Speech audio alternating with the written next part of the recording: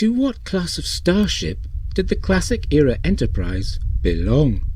We might suppose this is a question long since settled. Yet the on-screen evidence offers a handful of contrary answers. So, in this video, we will explore this question. And if you like this video, please like and subscribe to this channel. And of course, press the bell for notifications.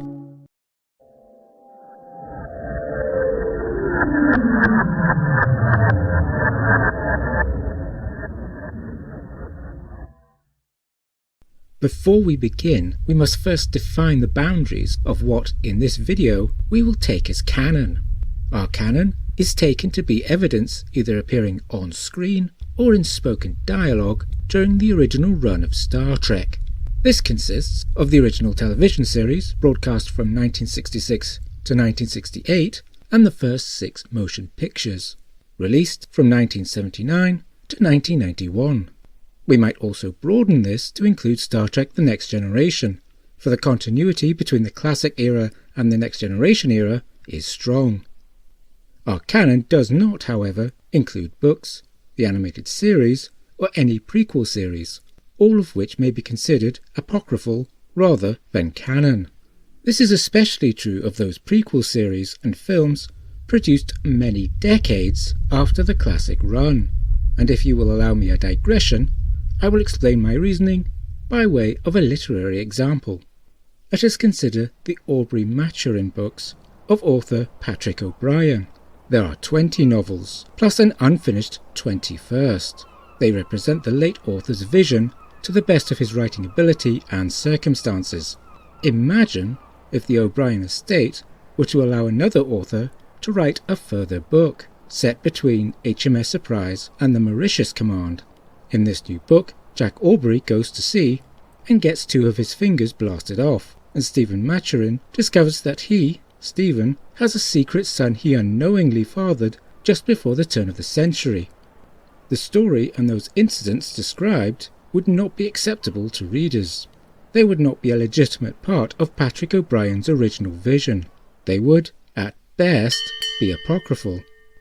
The same is true of the classic era of Star Trek. The prequel series or films were made a long time after the originals, and are therefore not a part of the original vision.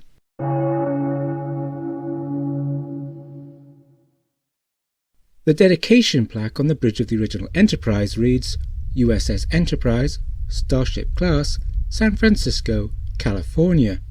Here we have established that the Enterprise was what was called a Starship Class vessel. It is interesting to note that the dedication plaque aboard the Enterprise A at the end of Star Trek IV The Voyage Home also used this class name. Reproduced in Shane Johnson's Mr. Scott's Guide to the Enterprise, it read, USS Enterprise, Starship Class, San Francisco, California, United Federation of Planets, to boldly go where no man has gone before. This dedication plaque was replaced in Star Trek V The Final Frontier and Star Trek VI The Undiscovered Country by another which dropped the class name entirely. And yet, by our own definition of what is canon, we cannot use this plaque.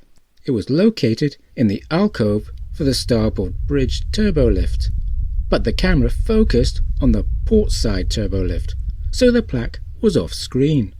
It is, however, instructive that the set designers carried the words Starship Class to this new plaque. What is this Starship Class, though? Is it not strange to name a class of ship by its ship type rather than its class? We do not call the British aircraft carriers, HMS Queen Elizabeth and HMS Prince of Wales, aircraft carrier class ships. This is what they are, rather than their class. Nautical convention demands we call them Queen Elizabeth class aircraft carriers. Yet with the Enterprise, we are to apparently call her a Starship class starship. Perhaps at the time, the Enterprise and her sisters were meant to be a step up from all the other Earth-based ships. Perhaps they were the first proper starships in the Star Trek universe, with all others being only spacecraft. But if that was indeed the case, then where does it leave the Soyuz-class USS Bozeman?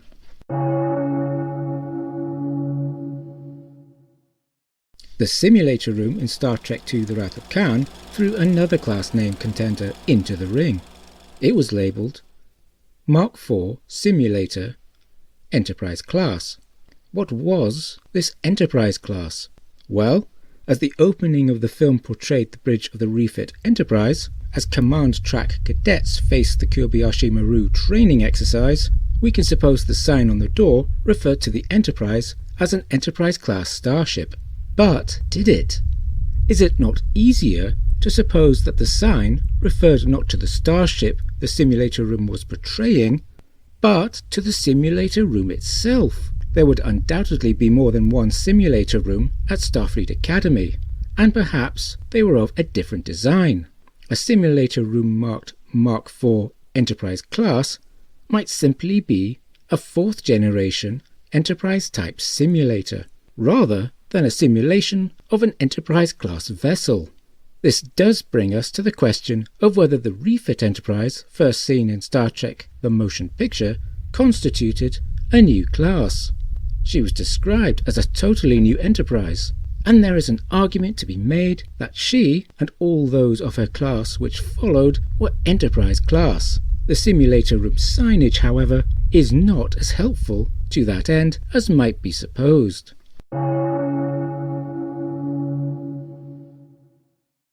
The on-screen evidence for the Enterprise being a Constitution-class starship, certainly during the run of the original series and films, was rather sparse. The era of Star Trek The Next Generation, on the other hand, changed that. They mentioned the Constitution-class Enterprise more than once, and probably influenced by this, Star Trek VI The Undiscovered Country had Mr. Scott sitting with a rudimentary diagram of the Enterprise A, which explicitly calls her a Constitution-class starship. We can surmise that, by the time of Star Trek The Next Generation, it had become rather more necessary to stress the difference between one Enterprise and another, so to differentiate the new generation from the old. And so we got emphasis on the original Enterprise being not a starship class or an Enterprise class, but a Constitution class. The influence of the classic era Star Trek on the Next Generation era was very obvious, and yet here we had the Next Generation era influencing an aspect of the classic era. So this would seem to settle the question as to whether the Enterprise was a Constitution-class starship or not. But looking back over the on-screen evidence, we cannot help but think that the class name had not been entirely settled upon, at least not until the late 1980s, when it became necessary to define her more precisely.